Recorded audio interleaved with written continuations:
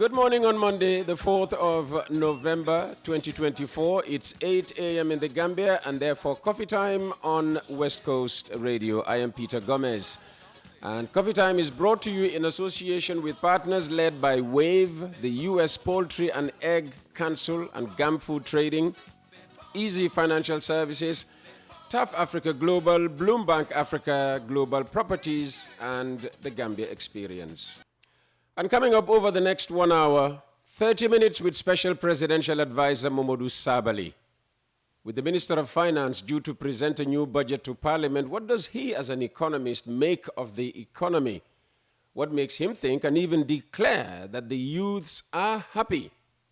And why does he think it's a good idea for Barrow to run again for president in 2026? Thanks for joining us at the start of another week. The Monday newspaper front pages right after this. The American Chicken Festival 2024 is here. Join us for the second annual celebration of all things chicken on Saturday, November 23rd at Hyperlink Village, Palmer Junction, Bethel Harding Highway from 12 p.m. to 12 a.m. Hello, I am Chef Boje. I'm excited to return for the second annual Chicken Festival. With over 40 international options from a diverse list of vendors. Music by DJ Wanjo, raffles, the variety show, and plenty of family-friendly fun. From local to international, we got something for everyone. Come see and taste the difference. Make it a date and don't be late. First up in the press review is Gambia Daily. Gambia on course to meeting season's target of over 200,000 tourists. Ministry of Petroleum and Energy validates promised amendments to Electricity Act 2005 and Renewable Energy Act 2013. Environment Ministry convenes ahead of COP29. Gambia Refugees Commission and partners assess statelessness in Gambia, and government shed lights on MOU on Spain's circular migration program. The front cover of The Point reads this morning, assessment uncovers hundreds of Ghana town residents stateless. GPPA grants procurement autonomy to 9 public institutions. Independent Stadium pitch fails to meet CAF requirements. Gambia receives more flights for 2024-25 winter tourism season. Government clarifies Spanish circular migration agreement. First black woman elected to lead major political party in UK. And Good Morning, Mr. President, which is The Point's Monday editorial, is on multiple issues: reparations, special tribunal for Jammeh and Co., and anti-corruption commission. Next to Foraya's front page, Justice Minister to table promulgation bill. DOI engages citizens and members in nationwide tour. Finance Minister to lay 2025 estimates of revenue and expenditure. NCCE continues community sensitization of draft constitution in provinces. Government clarifies memorandum of understanding governing circular migration with Spain. Ex-KMC compliance director could not explain his job, and PASTEF leader vows to construct bridge and port in Casamas to facilitate trade. Let's take a look at the front cover of The Voice now. Gambia loses sovereignty to Senegal under Barrow, says Kande. Independent Stadium remains unapproved by CAF. Dr. Cisse urges Gambians to re-elect President Barrow for national interest. National People's Party's Students' Wing responds to EFS CRJ's misleading statement. Gambia's leadership trajectory shows Barrow's successor not among the current opposition leaders, claims campaign manager Cham, and GT board receives more maiden flights for 2024-25 winter tourism season. Finally, The Standard, government to handle recruitment of Spain migrant workers. 2 doctors accused of supplying drug for abortion acquitted. GPA meets Sanyang community on port expansion project. UDP concerned about independent stadium. Gambian herbal researcher and trader gets global award. Pope Francis says Italy needs migrants due to low birth rate, and Trump and Harris storm battleground Wisconsin. And that was your first look at the papers this morning. Our thanks to the editors and reporters of The Voice, The Point, The Standard, Foraya, and The Gambia Daily. Online and on air, it's coffee time on West Coast Radio on Monday, the 4th of November, 2024. Politician Momodou Sabally is my guest this morning, and ahead of elections in this country in 2026, we'll talk about the divisive issue of a third mandate for President Barrow. As a trained economist who once worked in the finance ministry, I'll ask about the economy, once a punching bag for him before his sensational switch to the Barrow camp. And Sabally wants us to believe the youths are happy. What's his evidence for that? And if you have questions for Sabs, get on your phone and send me a text message to 77-11599 or 9910959. And for those of you who prefer to communicate via WhatsApp, the number is +220 9232 333. And while we may have more than 2 years to prepare for presidential elections here in the Gambia, it's almost D-Day in the race for the White House, with the U.S. presidential election entering its final 24 hours campaigning. And if you'd like to advertise on the program, get in touch with Mr. Jibril Jassi on 699-0107 or 787-0107 or 924-2424. It's 40 minutes past 8 o'clock in the morning in the Gambia on Monday, the 4th of November, 2024. Now, the next round of elections in the Gambia isn't due before late 26. But for months now, it's felt like election year in this country, with the leaders and supporters of the ruling NPP and opposition UDP trading barbs persistently. Just over a week ago, we had Larry Cisse on the program, who took President Barrow to task over his 5-point promise on energy and infrastructure, agriculture, health, education and youth employment, and tourism. Well, Momodou Sabally used to wear the same colors as Larry, but earlier this year he dropped yellow for the gray of NPP and has since been rewarded with a special advisor to the president position. He's my guest this morning, and as I said, we are not just going to be talking about politics, we'll also talk youth affairs as well as the economy. Sabs, yes. Thanks for coming. Thank you. Thanks for having me. Fantastic. You look great this morning. I'm happy as well. The youths are happy. The youths are very, very happy in this Really? country. Alhamdulillah. Fantastic. Let's start with the economy, because as a trained economist, time was when you would attack the economic policy of this country.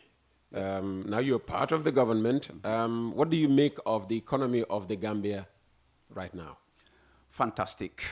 On the right pedestal, at the right pace. The economy is fantastic. Being felt through the length and breadth of the country. 5.3% real GDP growth 2023. This year is pegged at a whopping 5.8%, and Gambia listed among the top 20 fastest growing economies in the whole world by no less an authority than the International Monetary Fund. Inflation, which was about 18.5% a year ago, has now slumped down to 10%. Monetary Policy Committee policy rate at 17%. Some of the issues that I've been criticizing this government for have been overwhelmingly corrected. One of the issues I was vehemently attacking the government for was the inflation rate vis-a-vis the policy rate. We came to a point where we had negative real interest rates. What that does to an economy is people don't save. If people don't save, there is no money for investment. If there is no investment, there is no growth. If there is no growth, there are no jobs. But we've seen a turnaround of the situation, and thank God I saw this coming when the 2024 budget estimates were laid, and I said, for once, I think CD Keita is getting his act right, and he has proven me right. It's just been phenomenal what has happened in the past 12 months. regarding the Gambian economy. Yes, I remembered you praising the budget speech, the last budget speech. Yes. And to many people, that was an indication that this man might be changing colors very soon. Well, did you know then that, you were on your way to the NPP? It was even before that. That you knew that you were on your way to the No, NPP? no. It was even before that I knew that the Ministry of Finance were getting their acts right. It was mid-year last year, around July, August, when they brought in the fiscal performance report to the National Assembly. And one of the journalists, he must be listening to me right now, he's one of your favorite listeners. He wanted to interview me on the numbers. I said, send me the statistics. When I saw it, I said, I'm not granting you an interview because they're getting it right. I'm not going to lie when the numbers are speaking a different number. So government had done a lot of corrections way before I took the decision to move into NPP. And did they, make those corrections on the basis of the open criticism? Because a lot of people say criticism is free consultancy. Well, if you assume that those in those positions are fools, you are making a mistake. They are Gambians, they love the country like us, they are educated like us. Policy missteps can happen anyway. It happens in the United States of America, and that's what led to the global financial fuel crisis. It does happen. But we know that they have the right intention. Democracy and freedom of speech requires us to hold as the activists would say, GTVRS, to account. But what I found out early on was the finance minister was a good listener. I found out that anytime I came here and we did an interview, in a subsequently, one of them, I even picked it up in an interview he granted to CNBC. I was still in the opposition. Because at the time, they were talking about infrastructure, roads, and I was like, okay, roads, and then what? A subsequent interview he granted CNBC, I heard the finance minister then talking about not only roads and bridges, but also electricity and digital infrastructure. And I concluded straight. And then, of course, one of my good friends had a friend who works with the World Bank, who once met him at the time. I was still in the opposition. He said, one thing about your finance minister, he listens. And I'm sure it's not just him. The president listens. The vice president listens. And those of us in the opposition at the time, we cannot claim that we are more patriotic than them. That's government. While you were still in opposition, I mean, the finance minister was nothing short of a punching bag for the UDP in particular. I mean, is he a good finance minister? Well, CD is still proving himself. I remember criticizing him when they... So he's still improving? Absolutely. It's a journey because this is one of the most difficult jobs in this country right now, Peter, and I don't envy CD Keita. Anybody who knows macroeconomics and the global macro-fiscal realities will know that it's a very unenviable job. Even if you brought the best professor from the Harvard economics faculty into the Ministry of Finance today, he will have a very tough job. I remember working under one of the finest economists in this country, Momodou Sabally, who was one of the best macroeconomists in the entire sub-region. He was then head of macroeconomics at the West African Institute for Financial and Economic Management. When he came into the Ministry of Finance and we laid the figures down, man, it's not easy, Peter. It's easier said than done. I think CD is doing a good job. Is CD Keita perfect? By all means, no. But he's improving and he's a good listener and he has a good team. What has he yet to grasp fully?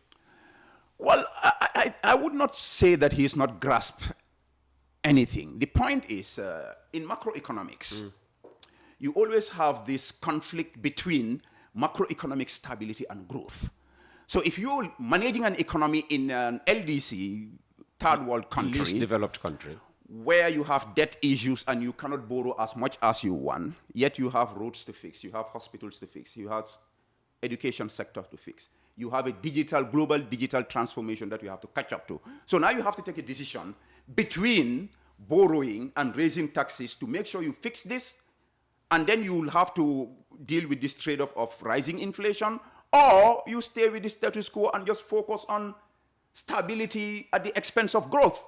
So this is the million-dollar questions that economists have been dealing with over decades, from the times of Milton Friedman, John Maynard Keynes. But is CD getting that balance right?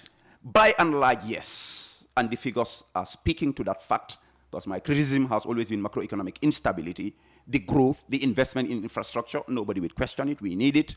But now we've seen, of course, in collaboration with the central bank, I'm sure they are also fine-tuning, they are correcting some of the negative externalities that come with this rapid socio-economic infrastructural growth that we've enjoyed over the past years. Drawing on your experience, as a senior economist in the Ministry of Finance, and helping prepare budgets. CD is about to bring the 2025 budget to the National Assembly. I mean, given that we've come through a very tough 12 months, what should be in that budget? What I look forward to in the budget mainly is constraining domestic borrowing. And I can say for sure that's what that's the advice IMF would give. What's constraining domestic borrowing? That's to limit borrowing. Okay. What that means is also limiting your expenditure, because your revenues by and large have to cover your expenditures. And where this expenditure going? It's going to hospitals, it's going to schools, it's going to roads, it's going to electric infrastructure. But your president has said that infrastructure development will continue. I know. And the infrastructure minister has been quoted as saying that next year, at least 105 kilometer worth of road will be constructed. With support from the World Bank. And that's the good thing about it. Charity begins at home. President Momodou took the bull by the horns. So the borrowing will continue?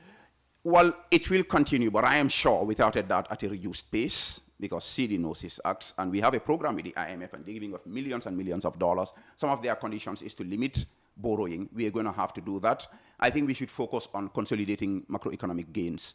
And the roads you are talking about, President Barrow is right, and he's going to do it. But I think our development partners have realized the president's zeal and his determination to transform the infrastructure of the country, and they've decided to bring in grant support. In terms of road infrastructure. Grants are welcome. The problem that's going to help us in constraining borrowing, because we need to. Yeah, what we have a problem with is the amount of loans that we keep contracting every year. But that's what the government is reducing now and raising domestic resources. Most of these roads being built here are built by local resources. Definitely a paradigm shift in our development thinking and practice. Okay, and. When will the government start attacking the cost of living, which keeps rising? If inflation, you said, has come down, cost of living hasn't come down. My answer, when did the government stop attacking the cost of living with taxes on rice, Tobaski rams?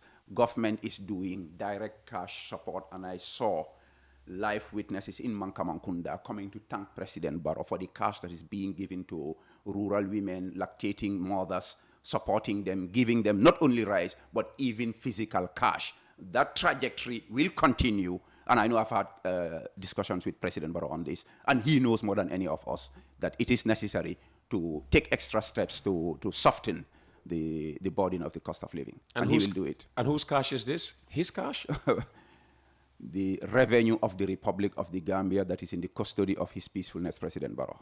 So he's dispersing it now directly? It has been done for years. The point is that some of these things have not been coming out in the media, but I've had one of the young men who was my mentee at the Ministry of Finance, Omar Jallo, who now works as a consultant for the U.S. government, actually worked in touch with UNICEF to design these NAFA cash transfers. It's mind-blowing. I just don't know why some of these things don't come to the national bantaba for discussion. I think this is something that's worth copying by any country in Africa. It's amazing. Okay. Youth employment. Yes. Or should I say youth unemployment? Which one do you prefer? Whichever you call it. The cup is either half full or half empty. So I'm seeing it half full. Youth employment is a problem in the Gambia, just like it is in Senegal, in Mauritania, in Italy. Yeah, we want to tackle the Gambian one. Well, absolutely, we are not living in a vacuum. There are macro fiscal activities at the global level that are impacting us. We've had the coronavirus. We know what it did to one of the most vibrant employment creators in this country, tourism. Nobody will deny that. Getting out of that, you have this Ukraine-Russia war. But despite that, Peter, I was privileged to be part of the president's industrial tour, where we went to visit companies and industries producing goods in this country. We went to a steel factory, a factory that's making biscuits and pasture, Bell Bottling Company, a factory that's making suitcases. I saw hundreds of Gambians gain employment in the private sector. And I think this is where we are going to solve this employment problem, because government is employing. Some people will even argue that government is overstaffed, and I would not deny that. But at the same time, it is government's responsibility to employ young Gambians. Government is doing that. The NYSS just graduated dozens of young people. I was there at the ceremony. And I think some of these programs should be expanded, will be expanded. I've spoken to the Minister of Trade and Employment. He's very, very optimistic about what can be done regarding youth unemployment. And this problem will not be eliminated because no third world country can eliminate it. But gradually we are going to fix this together with the much needed revolution in mindset, the attitudinal change. I've seen young people who've been recently, somebody was offered, just grade 12, offered a security job at the Gambia Ports Authority. He said, no, he doesn't want that job. He's too good for that job.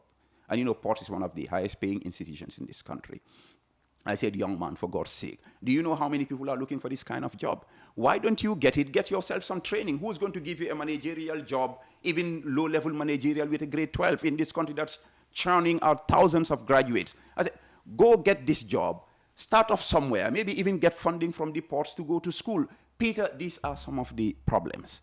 I've seen Sierra Leoneans, Bissau Guineans, working on infrastructure projects in these beautiful flats they are building. Gambian youths don't want to do it. Unfortunately, some of the jobs, some of them don't want to do there. When they go abroad, they do it. I think we need a national conversation on this, and he has a link, of course. Peter, you and I think we dropped the ball on this.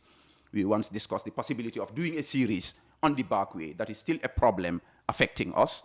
It's related to unemployment. But even though we know, I've heard several cases of fully employed young Gambians taking the risk and dying on the way. I think we need a national conversation that will reset the mindset of young Gambians. That is needed in tandem with government efforts. Those people would say they are underemployed. Peter, I can swear by the Quran their pay is nothing to write home about. I can swear by the Quran that some of these people are not underemployed.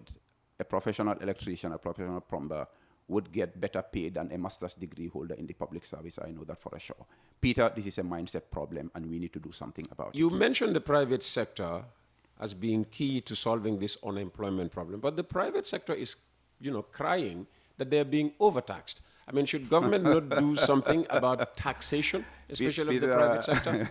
Peter, where have you seen a private sector saying that they are paying too little tax? It doesn't happen anywhere. They're crying, and I understand. I know government listens. I know GRA is constantly in touch with them. GRA always argue that when it comes to tax policy, they are never part of it. All right? They only implement what comes out of the Ministry of Finance. Fair and square, that is the truth. But they are the implementing arm of the policy makers. Well, you cannot ask them to come and claim 5% from me, and they come and say, well, listen, we understand your situation, give us 4. I wish they could. You're getting me wrong. I'm taking it from the point of you saying the private sector is crying. Yes. Now, who is representing government in picking these taxes? GRA. GRA is the first responder. So I'm sure they go to file their taxes and they have conversations with the tax authorities. They would be telling them their constraints, and GRA is under the Ministry of Finance. I'm sure, and I've done this before. We will sit down around this time of the year. GRA would be there. Ministry of Finance would be there. When we make these tax policy decisions, GRA also has their feedback. That's the angle where I'm sitting from that. At some point, when government is coming up with new policy measures, GRA would also advise the ministry. Let the conversation continue. We'll get it right at some point. Let's go to the elephant in the room. Yes. The third term mandate. I mean, that's dividing the country. I mean, there was a time when you were against it, and now you think it's the best idea for this country. Absolutely, for all the right reasons, Peter. I've watched what happened from 2017, 18, right on to now. A country under transition with our arguments, disagreements, but so far so good. I think by all global standards, Gambia has passed the test of this transition. Now we've had setbacks due to disagreements and the lack of the willingness to sit down. If we've passed the transition, it's job well done, Adama Barrow. Farewell. Next step. He was supposed to be a transition president, wasn't he? Next step. 20,000 women rallied in Basse about a week ago and asked President Barrow to continue with the good job of road construction. The bridges is built in Basse. The hospitals like the late Hassan Musa Kamara Health Center in Tumanna. Jawara had the same luxury. No, it's different. You cannot compare them. You cannot compare them, Peter. Yaya when Jammeh Jawara was saying had the that, same luxury. when Jawara was saying that there was not a dot of tarred road in Kantora. Now the people of Kantora have seen that. Now the people of Kantora have seen their children going to college at the Gambia College instead of coming to Brikama. The people of Nyanija have seen road. The people of Kabada came to President Barrow in Mankamankunda and told him in my presence, from colonialism to Jawara to Jammeh, we've never dreamt of having tarred road in our communities. Now we have that. We have street lights. We have these fantastic battle-hardened roads that the Senegalese are envious of. One Senegalese actually made a video of it. Electricity. Peter, you name them. This is what is happening in this country. He started a job. Some people believe he needs to continue that. And we've seen what transitions do. Government changes, another government changes. Practically the entire administrative infrastructure has to change. New negotiations for contracts with bilateral partners, with multilateral partners. It will slow down the development trajectory. The women of Basse are saying, just like the women of Sabah Sanjal said this weekend, they want Barrow to stand again. We knew that going into the 2016 again. elections, yet we still voted Adama Barrow to become the new president. So why can't we vote somebody else in, new 2026 without him having to stand? He could be from the NPP. The people are saying it's too soon. We need continuity. We need stability. Rwanda is the envy of the whole of Africa. Why? Because there is continuity that brought in stability, that brought in the continuation of a transformation of a small country like the Gambia. Why can't we do it with an even more peaceful president? If we had left Yaya Jammeh, we would get probably a better OIC road than we have now. I doubt it, Peter. I was in that government. I actually surveyed that road with Jammeh. I think what has happened here, I don't see any other government doing it. Okay. Kudos to President Barrow. I have a lot of questions for you. Absolutely. Let's start because wherever Sabali goes, a lot of questions come up.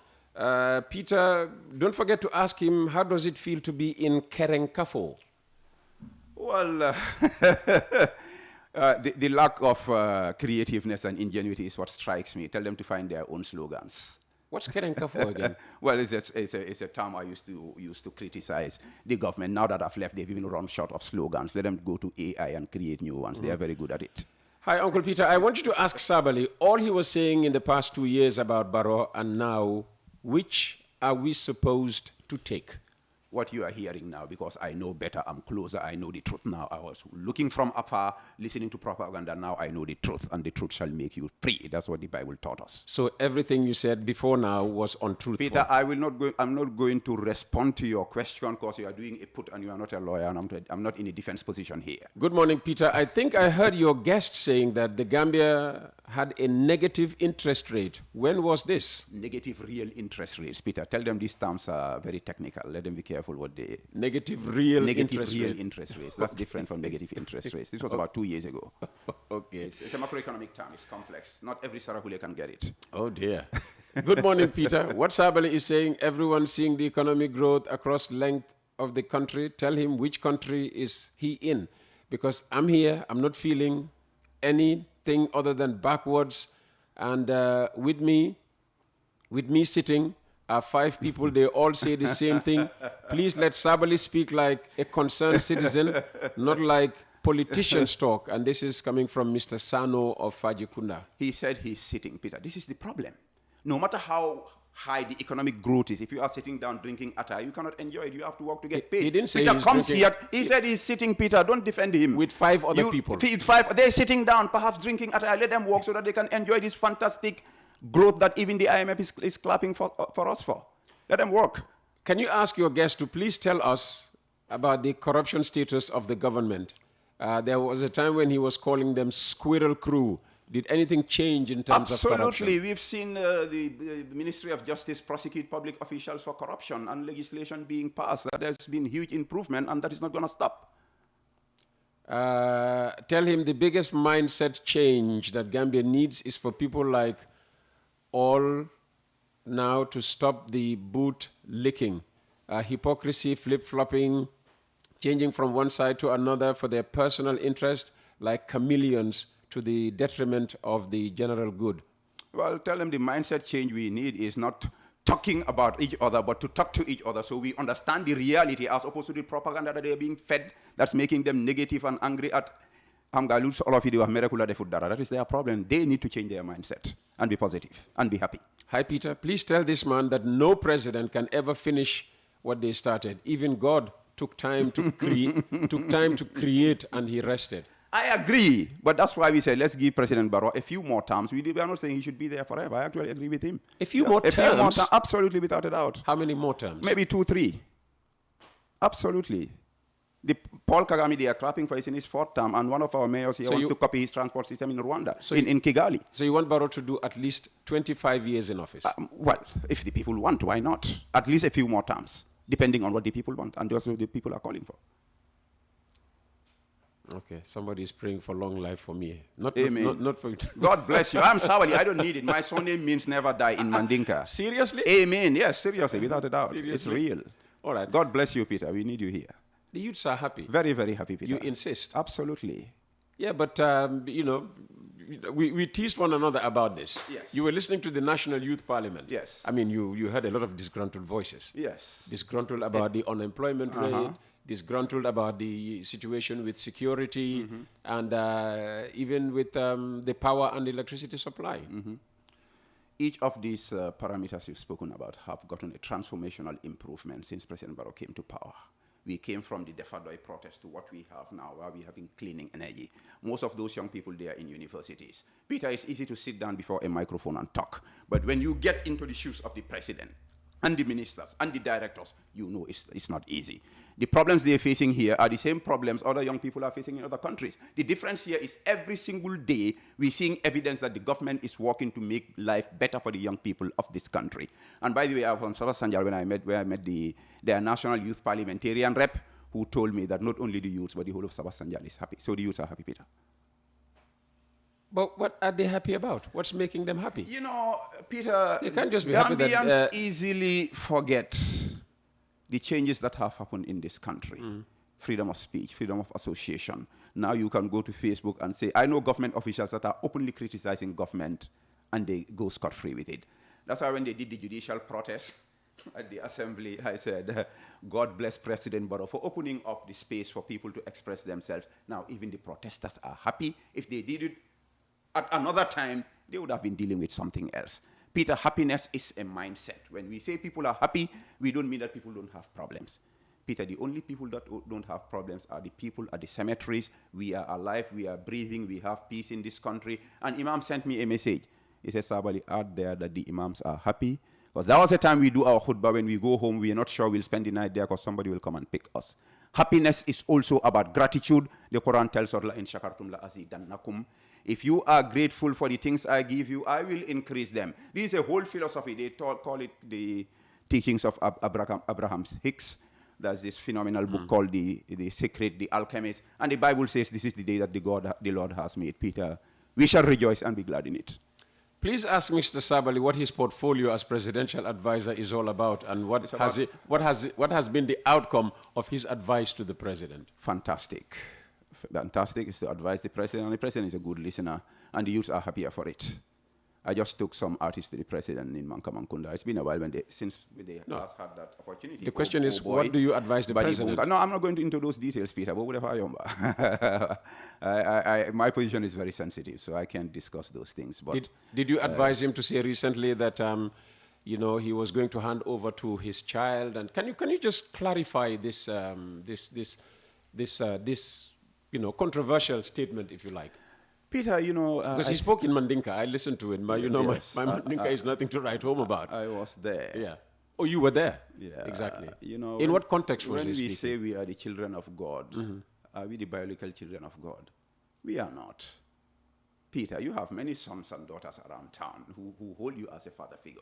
I think he was just metaphorically speaking that his children, meaning young people in NPP. No, President Barrow, come on. He's not even thinking about putting his son into power. Please, this is politics, boy. It's guiding Dembele defana harisa purmuna a statement, even in a joke, because they will twist it and turn it 360. Come on, please. His children in NPP. If you want to be part of that, join us. Get a membership card. Good morning, Uncle Peter. Eric Tunde Dauda Kamara in Banjulding. Kindly ask your guest, who also served as a special advisor to the president, if he usually gives prudent economic advice to the president, the finance minister, as well as the CBG governor on financial discipline, and economic advice to the government as a trained economist. Absolutely. And interestingly, all these people have been my colleagues. The governor was my senior when I was at the central bank. We recently had a very, very interesting conversation regarding, especially the direction regarding the budget. I will not go into the details. The chief of staff, who used to be my colleague at the Ministry of Finance, we've had discussions, and we all know the challenges we are facing. So we discuss a lot, and we give advice where and when we can. But it's not an easy road. What's your position on the brouhaha over the Independence Stadium? Peter, it's an unfortunate situation that after spending hundreds of millions, we still cannot cross this pass mark. I think the authorities in charge need some soul searching, because what I believe is everything was done right. Then what kicked in that denied us this...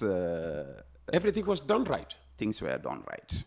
What denied us this pass mark is the typical Gambian problem of lack of maintenance culture. At some point, that pitch was perfect. But the lack of proper maintenance, I think that's what led to this. The pitch is the thing in question, right? Mm-hmm. That is the problem. I really feel bad about it, but we learned lesson. I think CAF is gonna... I think the pitch is a problem of maintenance. The authorities in charge should make sure they fix that. That's it. Some people are calling for the head of the minister. Well, some people will call for his head because some people don't want him to be minister. That's just normal. I'm so Bakari is used to that. Some people don't want him to be minister. But what we want to do is to fix the problem. And I think the problem is fixable. And inshallah, it will be done, and the youth will be happier. I said we would have 30 minutes. Yes. We've done 29. God How would you bless like to use up the final 1 minute? Well, it's just a call for further dialogue in the country. The rhetoric can be toxic sometimes. You know, we can argue without insulting each other or getting into dogmatic positions, and that is causing us a little bit of delay in terms of where the country should go. Where we disagree, we should be able to have healthy debates as to where the country should move. After all this brouhaha, all this back and forth, it's one Gambia, one people, one nation. The peace, stability of the country.